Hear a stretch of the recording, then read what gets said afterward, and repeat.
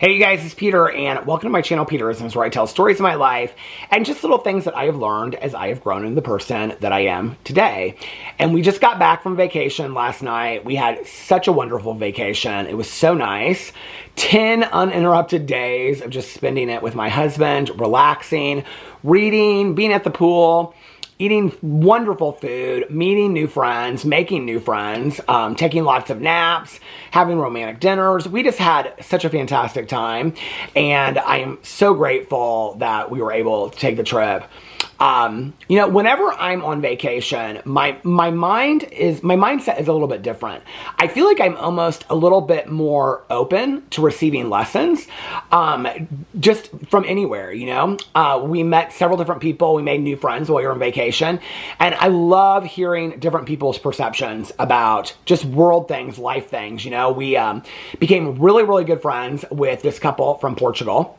And so we were talking to them about all kinds of things, about love and marriage. They had just gotten married, about traveling, about family. And I think it's just interesting to, I love the exchange of ideas. I think that we very much live in a world right now where, and have for quite some time, where people believe that their opinion or their belief is the only opinion or the only right opinion, instead of really listening to where somebody else is coming from and saying, you know what? Excuse me, explain to me your point of view. Explain to me how you feel about something or what your perspective is, or what, like the wife that we met, she was from Brazil originally and now lives in Portugal. And so she was like, when I was growing up in Brazil, this is the way that we looked at family, or this is the way that we looked at marriage. And so, you hear these different stories and it just kind of gives you a different perspective. And I love that. I love meeting new people. I love reading books and being exposed to new ideas, or watching TV shows or movies, or listening to song lyrics. I think sometimes song lyrics for me, whether it's a disco song or a Taylor Swift song, or no matter what it is, I think, or maybe it's a, old Simon and Garfunkel song that I haven't heard in years and years and years. Sometimes it either reminds me of things that I knew that I needed to be reminded of, or it maybe hits me at a different time. And so it's interesting hearing music today that I loved 30 years ago and be like, oh, it kind of hits differently, But when I'm on vacation, I feel like my mind is a little bit more open. And I'm not like sitting there thinking about lists all day long, or what do I have to get done and whatever. My mind is kind of like this. When I'm on vacation, it's very open. And so I feel like lessons come at me in many different ways, I just read this book not too long ago. If you watch my vlog, you probably heard me talk about it. It's by Matt Haig, that wrote The Midnight Library. And I love that book. And so this book was called The Impossible Life. And it's about a woman in her 70s, and her husband's passed away, and so she goes to Ibiza, and her friend leaves her this house in Ibiza, and she goes there, and it's this very magical book. The book is magical realism. But it's also kind of like when you're in a different setting and you're in a different mindset, that things appear to you, or things open in a way that maybe they wouldn't necessarily. And she talks about orange juice in there. And I love the way that she describes like a fresh cup of fresh squeezed orange juice in a way that made me want orange juice so bad while I was walking, in my neighborhood listening to this audiobook. And I think sometimes that just if we get outside of ourselves, and you don't necessarily have to travel to Mexico to do that. You can just walk down the street, like when I was listening to that book, and it puts you in a different mindset. When I was on vacation, I see memes online, or I hear things in shows. And so there were two lessons that I needed to be reminded of. Well, both, I guess, I kind of needed to be reminded of that I already knew. But one that just when I heard it, it just so stood out to me. So I was watching a show, Sirens, on Netflix, and there was a part in it where, I'm not going to get in, this is not a TV review, but there's a part in it when the main character, who's played by Julianne Moore, who I adore, she says to one of the other characters, she says, if it doesn't serve you, let it go. And I was like, whew. One of the things, if you have watched my channel for a while, that that my lessons this year, or my goals for this year, my goal for 2024 was, to be very, to live in the moment and to really practice living in the moment. This year, my two goals are to live in the moment, and in that moment, ask myself, are you living your best life?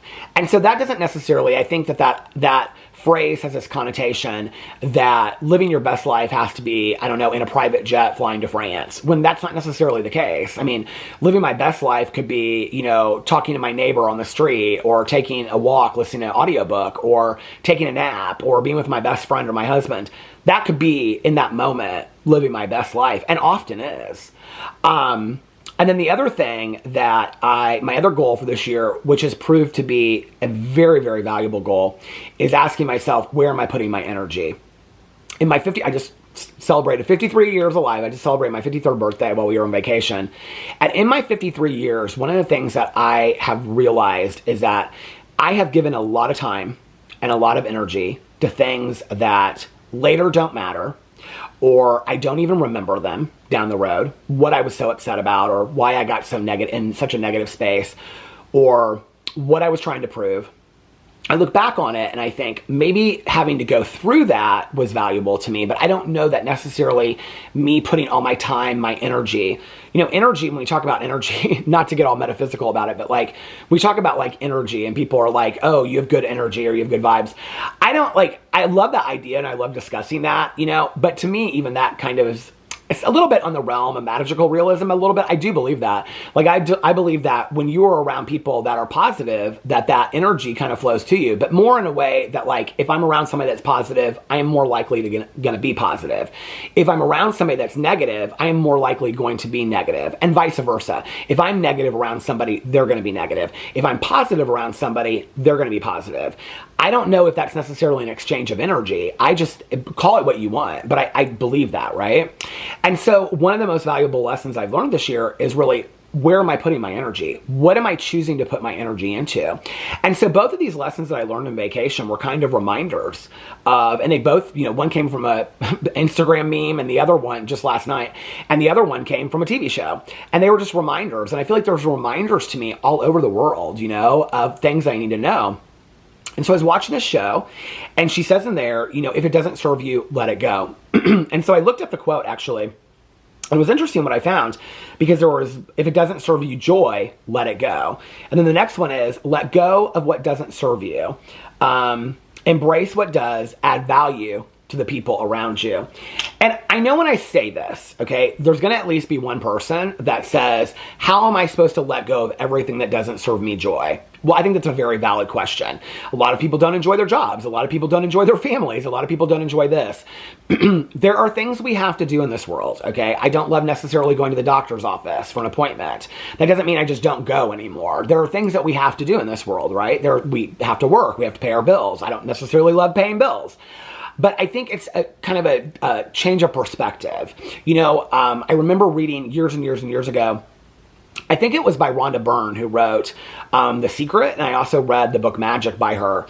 And she said, when you're writing bills, on the bill, write to yourself, or if you keep a list or whatever, thank you for having the money to be able to pay this bill. It completely changed my entire perspective of paying bills, because it no longer was necessarily just about, oh, I've got to pay this bill. It was about the ability to have money to be able to pay, to have the electricity going, or to put food on the table. It completely changed my perspective of this thing I had to do, right? And so if you change it, and I don't love this. I have a friend of mine not too long ago that was saying, you get to do this, you get to go to work, you get to spend time with this person you don't want to. But that is true to some degree if you change your perspective, right? So no, not everything, if it doesn't bring you joy, you can't just, none of us can just live this joy-filled world. But those things, there are a lot of things in this world that we do out of obligation, we feel a necessity to, that we don't have to. If you ask yourself, in the last week, is there one thing that you did that you could have said no to, that you could have not engaged with, that you could have not allowed yourself to get petty with or get upset about, that you chose to anyway, that greatly upset you, but you didn't have to? I'm not talking about a job. I'm not talking about paying a bill or going to a family dinner. I'm talking about something that you engaged in that brought you a lot of negativity, that brought your mood down, that changed your output, that you didn't have to. Okay, those are the things we're talking about. Those are the things that we're talking about when we're talking about, if it doesn't serve you joy, let it go. And that is very much, to me, in this year of, where am I putting my energy? There are obviously things that I'm going to have to do in this world, like go to a doctor's appointment. I don't love doing that. Paying bills, I don't think any of us have to do that. But if we change our perspective, I get to go to the doctor's office. I can afford to go to the doctor's office and get medical care. There's a lot of people that can't do that. You know, I get to pay a bill that allows me to have electricity. You know, I get to, there's a lot of things that if you change your perspective on it, Melody Beatty, who I read a lot of meditations, she did this book years ago. It's called 40 Days and 40 Nights about gratitude and just the power of how gratitude can completely change your life. And she would sit in her room and she would pay it forward with gratitude that she bought this old money pit of a house. And she'd look around and she'd say, I hate this house. This house is falling apart. But what she started doing was realizing what it could be. And she started paying it forward with gratitude. I'm grateful for this house. I'm grateful for having a roof over my head. I'm grateful for how amazing this house is going to look and that my kids are going to love it. And years later, when she had a house in Malibu, Oprah did this interview with her and her daughters. And her one daughter, or maybe it was like an Architectural Digest she had been in, something like that. She talks about it in her book. Her one daughter says, you know, we have great houses all over the world. We go skiing, we do this, but my favorite house is the house that we started in, you know, the house that was built from love. And I think we often miss that, you know, so I think it's a very important reminder and also important lesson to remember. If it doesn't serve you, let it go. Like if it doesn't serve you joy, I'm not talking about the things we have to do. I want to make that very clear because I know I'm going to get at least one comment that says, well, I have to do. There are things in this world that we have to do that we do not want to do. Switch your perspective, change it. Look, try to find one piece of gratitude out of that thing that you have to do. You don't want to go to job, you don't want to have to go to your job, at least you have a job. Some people can't get a job right now, you know? There's a lot of different ways to look at things. And I think that those things then in between that we give a lot of energy to that we don't have to. I know people that allow themselves to be consumed with negativity and just wallow in it all day long. For what reason? I don't know. You know, and there have been periods in my life that I've done it. I don't know if it was a distraction or a deflection off of focusing on myself because I didn't want to have to take a look at parts of myself or work on myself. I think probably in retrospect it is. I think the most miserable people that are the most negative and the most putting other people down are the ones that are most unwilling to really take a look at themselves. Or even if in that, like, you know, if they can't, if you're putting somebody down but you can't see, well, I can kind of see myself in that a little bit because I think we all can, you know, in people. But I think at the times that I've been the most negative in this world, it's because I really didn't want to have to do the work to work through what I needed to fix within myself, you know? And I think that that's really the trick.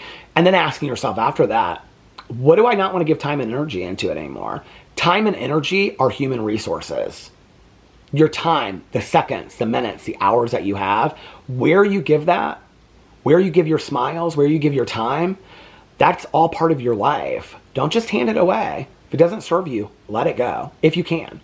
And the other one that I learned, or I just saw last night that I loved, and I put it up on my Instagram, and look at this, it's getting like all these like hearts and stuff on it. So I was like, okay, well, let's talk about it. And it was this quote from the Subconscious Thinker. I know nothing about this account, but it said, every day you have a choice.